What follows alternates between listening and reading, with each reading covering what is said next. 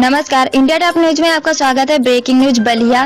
कोटेदारों ने सामूहिक त्याग पत्र जिला पूर्ति अधिकारी को दिए। आपको बताते चले, उत्तर प्रदेश बलिया जनपद में कोटेदारों ने कलेक्ट्रेट परिसर में इकट्ठा होकर अपना सामूहिक त्याग पत्र को जिला आपूर्ति अधिकारी को दिया। आपको बता दें, कोटेदारों का कहना है कि इस महामारी कोरोना से हमें बहुत डर लग रहा है, क्योंकि राशन वितरण करने के लिए हमें प्रशासन द्वारा ई पास मशीन दिया गया है, जिसमें अंगूठे के माध्यम से लोगों को राशन वितरण करना है। इसी चीज से हमें बहुत डर है, क्योंकि बाहर से मजदूर अपने घर पर आए हैं और वह लोग ई पास मशीन पर अंगूठा लगाकर राशन ले रहे हैं। प्रशासन द्वारा हमें कोई भी सुरक्षा किट कोरोना वायरस संबंधित नहीं मिला है, इसलिए हम और भयभीत है। कोटेदारों का कहना है कि खाद्यान्न लोगों को कम मिलता है। वही दूसरी तरफ कोटेदार संघ के जिला अध्यक्ष व जिला पूर्ति अधिकारी ने जब मीडिया ने इस प्रकरण के बारे में उनसे पूछा तो उन्होंने क्या बताया, आइए सुनाते हैं उनकी जुबानी। नहीं, बोरा कोई हमने कहा था कि बोरा कोई नहीं मिलता है। हम लोग दूसरे बतौलाए थे सर, तो वजन तो महीने सही मिल रहा है। तो हमने कहा कि सर बोरा का वजन हमको दीजिए। हमने कहा सर बोरा का वजन हम लोग माइनस में करा जाता है। बोरा का वजन भी आपको चाहिए, ऐसा थोड़ा है बोरा का वजन नहीं चाहिए जी। तो बोरा का वजन भी आपको मिलना है, तो लेना है जी, तो वो नहीं देते हैं। यही का सब हमने कहा था, ये भी लिख कर दीजिए कि हम लोग को बोरा का वजन वो नहीं देते। ठीक है, चलिए हो गया। आप लोग एक व्यक्तिगत तौर पर सब। मैं यहाँ नगर पालिका परिषद का कोटेदार हूँ। कृष्ण मोहन कुमार मेरा नाम है। हरपुर नगर पालिका वार्ड नंबर 7 के विक्रेता है। जी जी, क्या मामला है? आप लोग सारे लोग यहाँ आए हुए हैं। दूर सर, मामला तो कई ठो है। क्या है मामला? सबसे बड़ी परेशानी ये है कि हम लोगों को मंडी से राशन जो मिलता है, गल्ला मिलता है, वो कम मात्रा में मिलता है और हम लोगों को यहाँ अपने कंटे से तौल के कंप्लीट देना पड़ता है। जितना भी जिस कार्ड धारक का हो, यूनिट के हिसाब से हो या अंत्योदय 35 किलो हो, वो कंप्लीट हम लोग देते हैं। जेन्युइन पैसा लेते हैं। तो क्या दिक्कत है? आप लोग क्या क्या आए सारे लोग, क्या मामला पूरा? हम लोग कई तरह से परेशान है। मंडी का तो आपको बता दिए कि कम वहाँ से कम मात्रा में मिलता है जी। यहाँ हम लोग एक्यूरेट देते हैं, हम लोग का माल माइनस हो जाता है जी। उसको हम लोग पूरा कहाँ से करें? दूसरी चीज़ ये है कि इस कोरोना वाले समय में हम लोग की दुकानें पे इतनी लंबी लाइनें लग रही हैं, कोई डिस्टेंस का मतलब नहीं रह गया है। क्या डिस्टेंस होता है? कहने पर कार्डधारक झगड़ा करते हैं, यहाँ तक कि मतलब मारपीट की स्थिति नौबत आ जाती है। हम लोग के सेफ्टी के लिए, किसी भी कोटेदार के सेफ्टी के लिए कोई ऐसी सरकार द्वारा व्यवस्था नहीं की गई है जिससे हम लोग की सेफ्टी हो सके। तो हम लोग की मांग ये है कि पहले तो हम लोग की सेफ्टी की व्यवस्था की जाए, जो भी इसके बचाव के लिए आ रहा है वो हम लोग को भी दिया जाए। और एक चीज़ है कि सारे जितने स्वास्थ्य कर्मी हैं या जो इसमें लगे हुए हैं, उनके लिए 50 लाख का बीमा हो रहा है। 1 रुपये का कोई किसी का बीमा कोटेदारों का नहीं हो रहा है। क्यों नहीं हो रहा है? उन लोगों से कम क्या हम लोग झेल रहे हैं? हम लोग बिना किसी ड्रेस का डायरेक्ट उन लोगों को, अभी मशीन पे बायोमेट्रिक लग रहा है। मशीन पे बायोमेट्रिक लगने का मतलब कि 1 फुट की भी दूरी नहीं रह जा रही है। जिसको 1 फुट कहा जाता है वो भी दूरी नहीं है। 1 मीटर 2 मीटर तो दूर की चीज़ हो गई जी। आप लोग सारे लोग यहाँ क्यों उठके हैं? क्या करेंगे यहाँ के? क्या हम लोग सर, कुछ तो देखिए, मतलब मोहल्ले के कुछ छोटे मोटे जो नेता हैं तो हैं, वो कोटेदारों को परेशान करते हैं, दबाव डालते हैं। ठीक, इसकी शिकायत आपने कहीं की अपने उच्च अधिकारी के पास? जी सर, उसी के लिए तो हम लोग आए हैं जी। पहले आपने शिकायत नहीं किया था इसकी? पहले भी मौखिक कर चुके हैं। हाँ, तो क्या हुआ?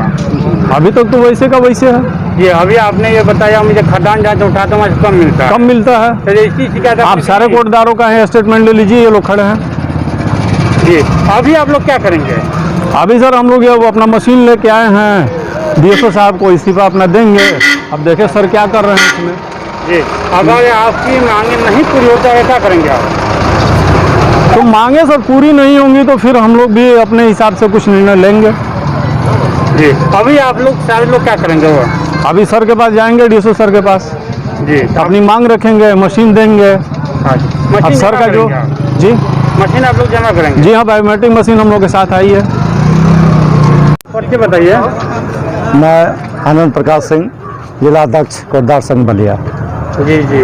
आज सारे कोटेदार बहुत सारे यहाँ जुटे हुए हैं, क्या मामला है, क्या है? आज हमारे नगर पालिका बलिया के सभी कोटेदार उपस्थित हुए हैं जो शासन के नीतियों द्वारा इतना उत्पीड़ित हो गए हैं कि सभी लोग अपना इस्तीफा लिखकर जिला पूर्ति अधिकारी को सौंपने जा रहे हैं, जिसमें उनकी machine, stock register, quota card सभी चीज़ जमा कर दे रहे हैं। जी जी, क्या दिक्कतें हैं आप ये आज मजबूर होकर इतनी बड़ी कदम आप लोग उठा रहे हैं? दिक्कत सबसे पहले दिक्कत हम लोग को कोविड-19 से है, जो शासन द्वारा कोई भी चीज़ हम लोग को मुहैया नहीं कराई जा रही है।